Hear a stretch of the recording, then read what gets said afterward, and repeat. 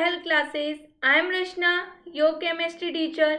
हमने अपने previous video lecture में कोवलेंट मॉलिक्यूल की कुछ स्ट्रक्चर्स देखी थी। कोवलेंट मॉलिक्यूल क्या होता है, उसका फॉर्मेशन कैसे होता है, ये सब कुछ हम ऑलरेडी प्रीवियस वीडियो लेक्चर्स में कंप्लीट कर चुके हैं। जो प्रीवियस वीडियो आया था उसमें हमने देखा था कि जो कोवलेंट मॉलिक्यूल्स हैं वो किस तरीके से फॉर्म होते हैं। कुछ कोवलेंट मॉलिक्यूल्स की हमने स्ट्रक्चर्स देखी थी, लाइक H2 मॉलिक्यूल के बारे में हमने पढ़ा था, Cl2 मॉलिक्यूल के बारे में पढ़ा था। इसके अलावा यदि बात की जाए तो हम लोगों ने देखा था कार्बन टेट्राक्लोराइड CCl4 का फॉर्मेशन थ्रू कोवलेंट बॉन्ड कैसे होता है। ओके, ये सब हमने प्रीवियस वीडियो में कंप्लीट कर लिया था।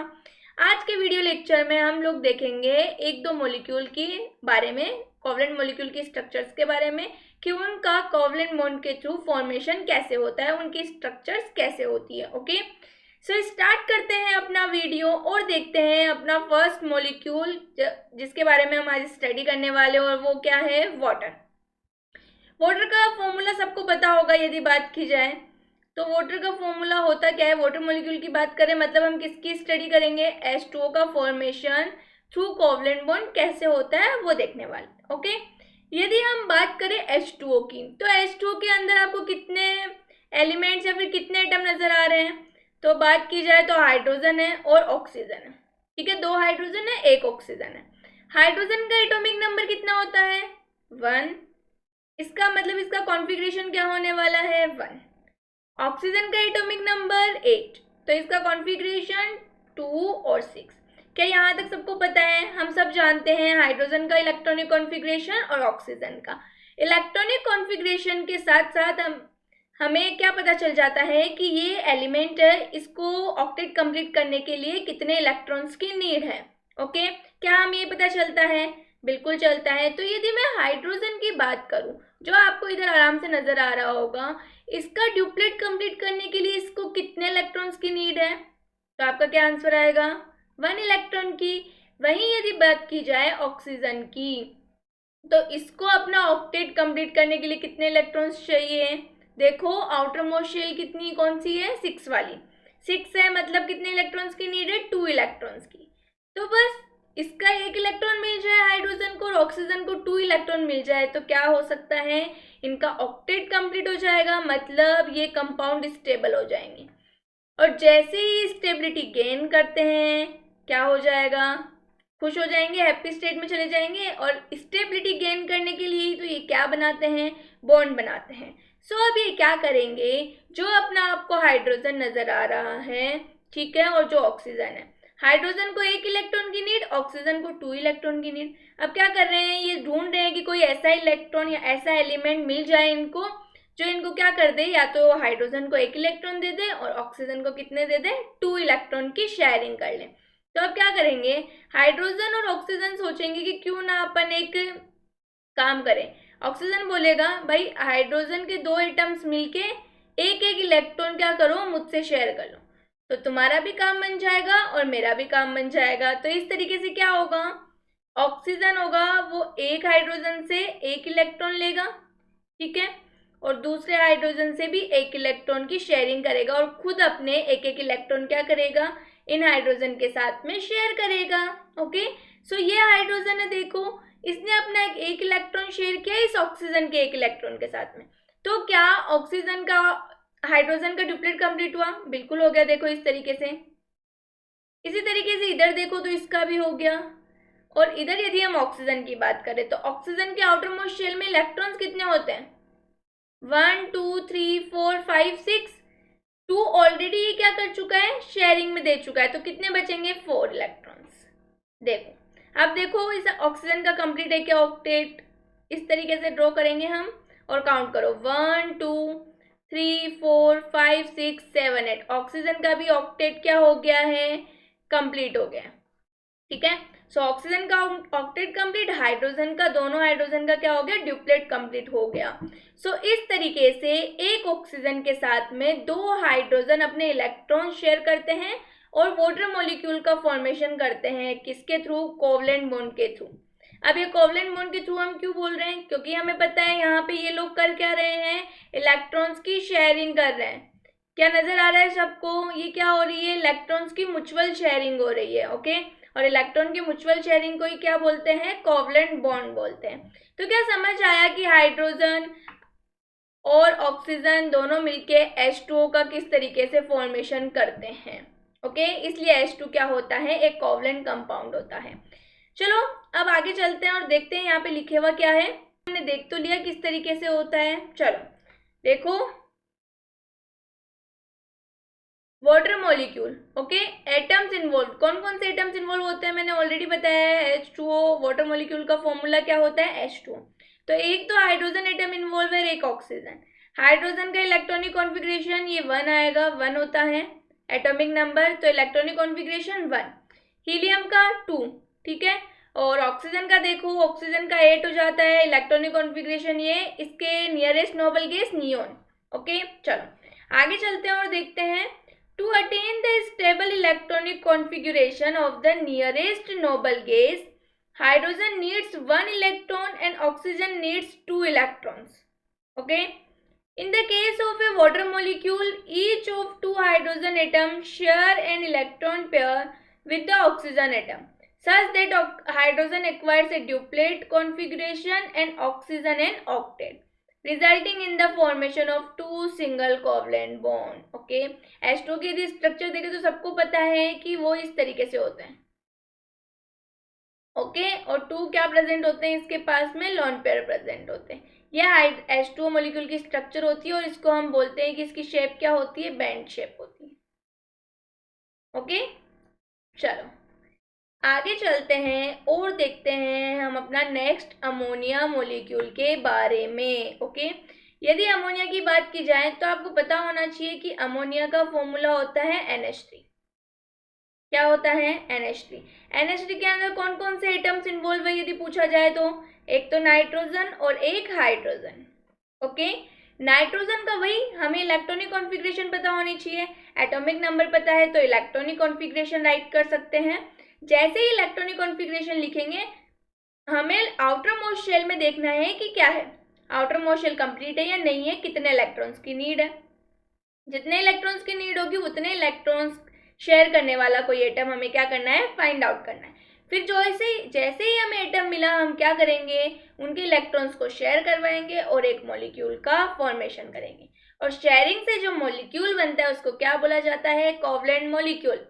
तो हमें पता है अमोनिया या फिर हम जिस NH3 की बात कर रहे हैं वो कोवलेंट मॉलिक्यूल ही है, लेकिन हम देख रहे हैं कि इनका फॉर्मेशन कैसे होता है। ओके, स्टार्ट करें। देखो, नाइट्रोजन का एटॉमिक नंबर 7, तो इसका इलेक्ट्रॉनिक कॉन्फ़िगरेशन 2 and 5।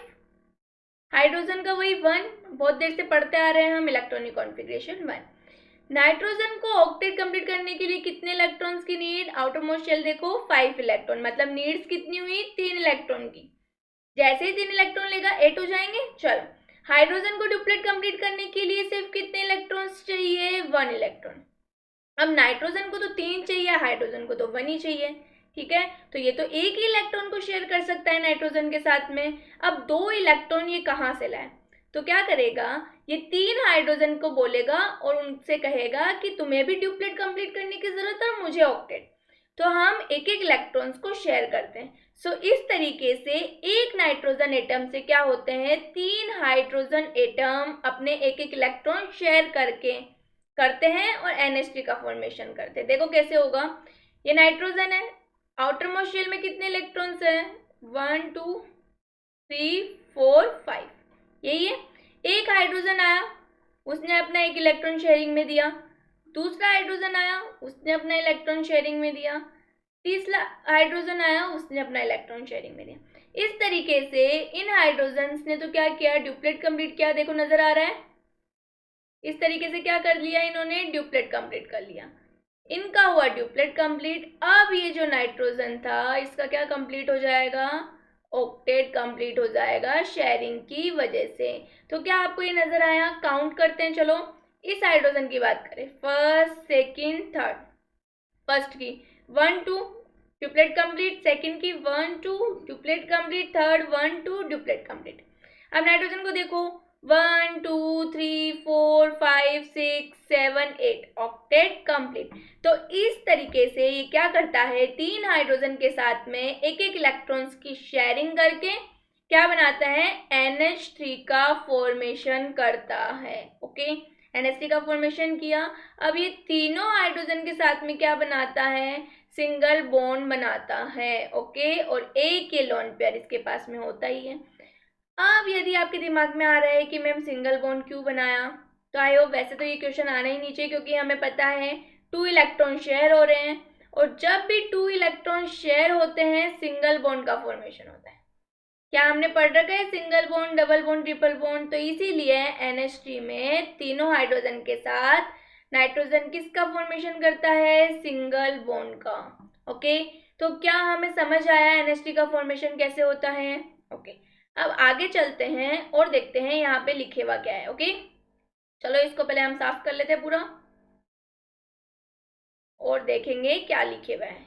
जो वैसे मैंने समझाया वही यहाँ पे अभी लिखे हुआ आने वाला है, उसको हम पढ़ लेते हैं। ओके, चलो, अमोनिया मॉलिक्यूल।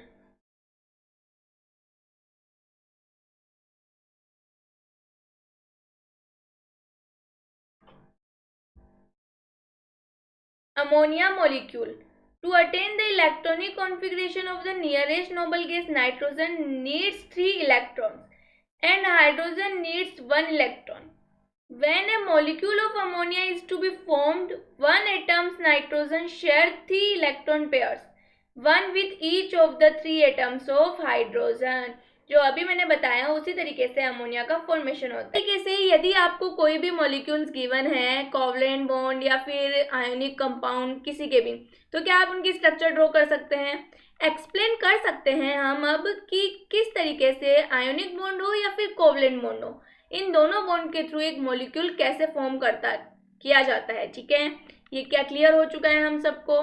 अब आगे चलते हैं और पढ़ते हैं अपना नेक्स्ट टॉपिक। हमें क्या करना है, उसके अंदर एक एक्सपेरिमेंट करेंगे और देखेंगे उस एक्सपेरिमेंट के थ्रू कि कोवलेंट बॉन्ड और आयनिक कंपाउंड के बारे में। ठीक है, कि हम उन्हें कैसे बता सकते हैं कि ये आयनिक कंपाउंड है, ये कोवलेंट कंपाउंड है, और उनका डिफ्रेंशिएशन देखते हैं। चलो, अब हम क्या देखेंगे, effect of electricity. Covalent compound पर इलेक्ट्रिसिटी का क्या इफेक्ट होता है और आयोनिक कंपाउंड पर इलेक्ट्रिसिटी का क्या इफेक्ट होता है, इसको देखने के लिए हमें करना पड़ेगा एक एक्सपेरिमेंट। ओके, उस एक्सपेरिमेंट के लिए जो भी हमें नीड है, जिस भी एपरेटर्स की हमें नीड है, वो हमें देखना पड़ेगा। आपको यहाँ पे डायग्राम नजर आ रहा होगा। ओके, यदि हम इस डायग्राम में देखें तो आपको साफ नजर आ रहा होगा क्या क्या है। एक तो हमने लिए वोल्ट 6 वोल्ट की बैटरी। ओके, ये आपको सर्किट नजर आ रहा होगा। एक लिया है हमने एमिटर, एक बल्ब लिया है, और एक बीकर के अंदर हमने कोवलेंट और आयोनिक दोनों कंपाउंड्स लिए हैं। ओके, बीकर के अंदर कोवलेंट कंपाउंड लिया है, आयोनिक कंपाउंड लिया है।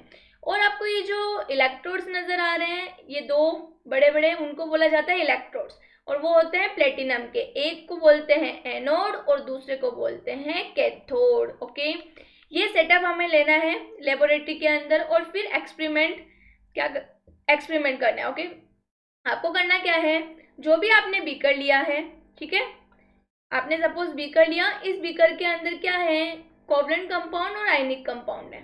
ओके, अब आपको पहचानना है कि कोवलेंट कंपाउंड और आयनिक कंपाउंड पर क्या होता है, इलेक्ट्रिसिटी का क्या इफेक्ट पड़ता है। ठीक है, हमने सर्किट तैयार किया, उसके अंदर 6 वोल्ट की बैटरी जोड़ दी, बल्ब लगा दिया, एमिटर लगा दिया। ओके, अब क्या करेंगे, जो भी आपके पास में प्लेटिनम के इलेक्ट्रोड्स थे, उनको आपने क्या किया, बीकर के अंदर डिप किया, एनोड एंड कैथोड को। ठीक है, बीकर के अंदर डिप किया, जैसे ही बीकर के अंदर डिप किया और करंट पास किया आपने।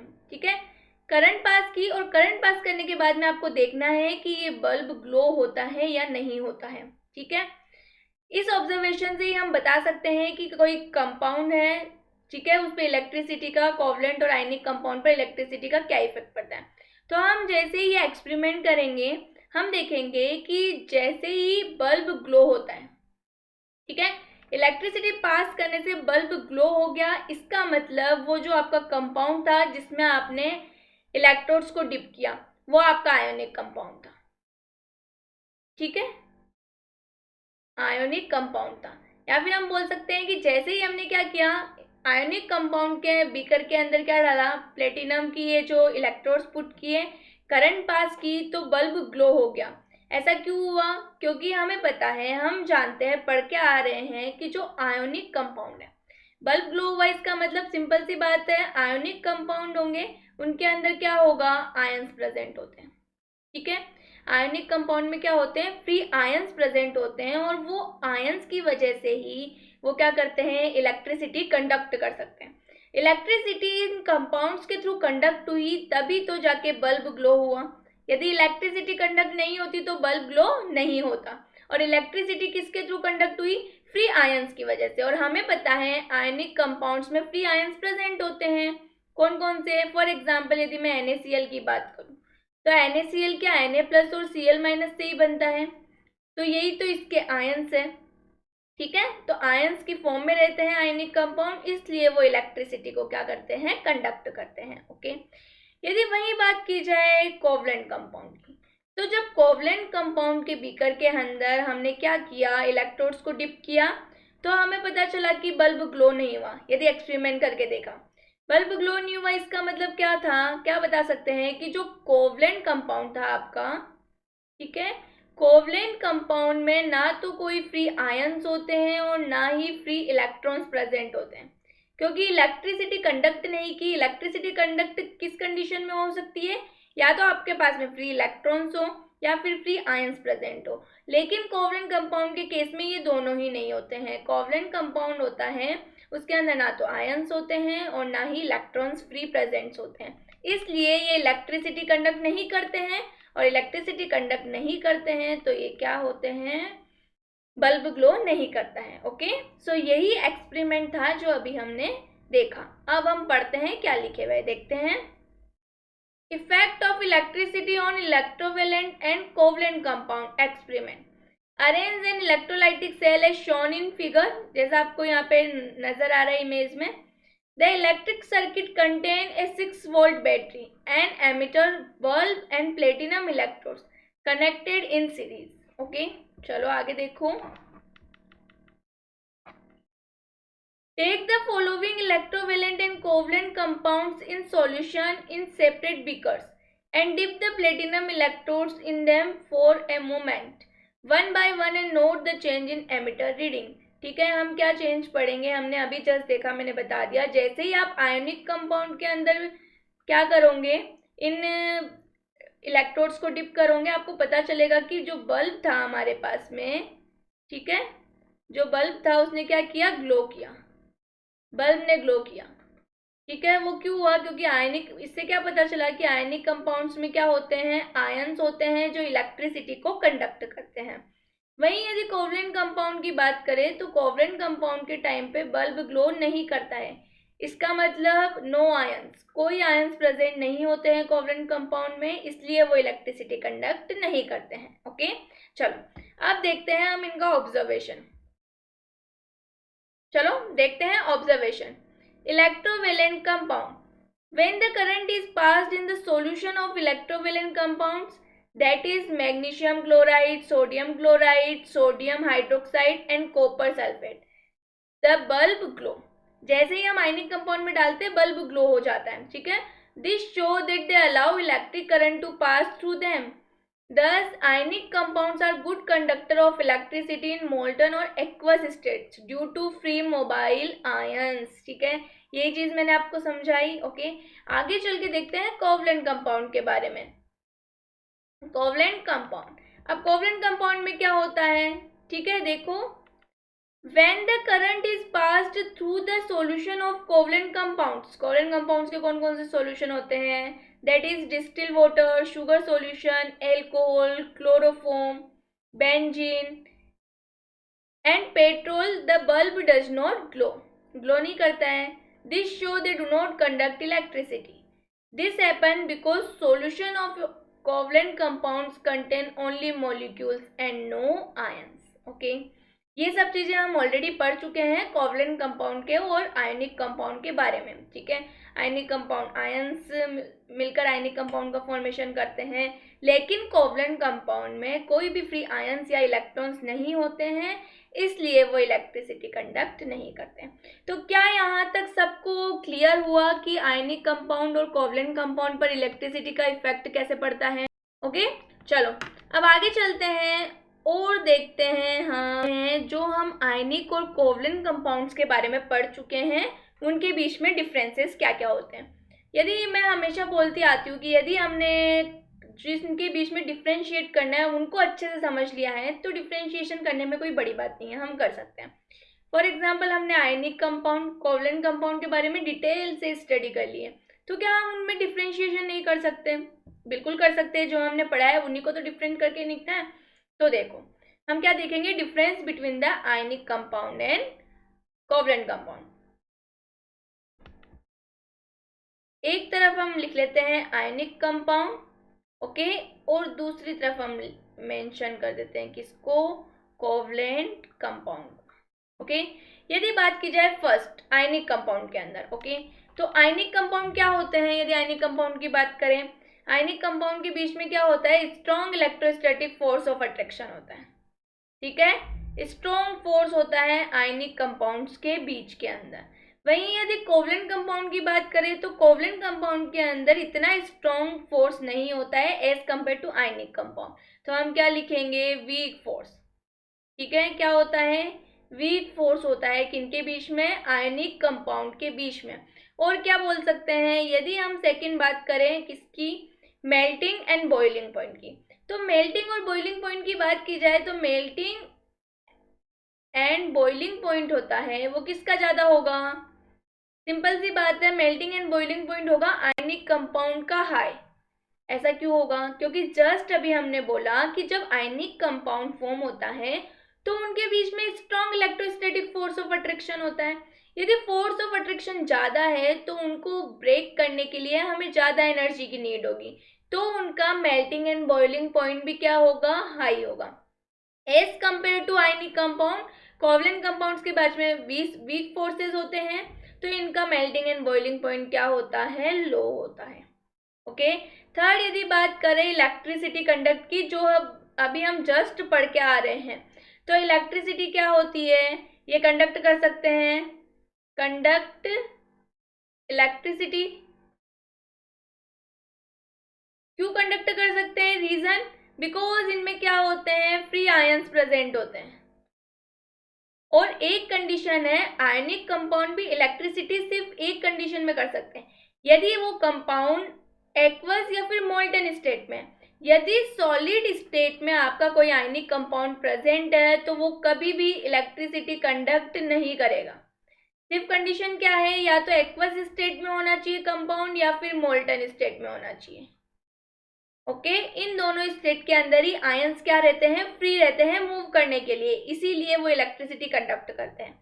वहीं यदि हम बात करें कोवलेंट कंपाउंड की, तो ये इलेक्ट्रिसिटी कंडक्ट नहीं करते, okay, do not conduct electricity, okay, do not conduct electricity.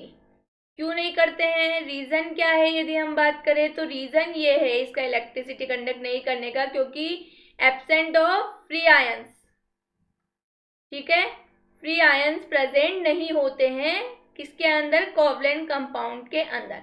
इसके अलावा क्या कर सकते हैं हम, अब हम बात करें आयनिक कंपाउंड की सोल्युबिलिटी के बारे में।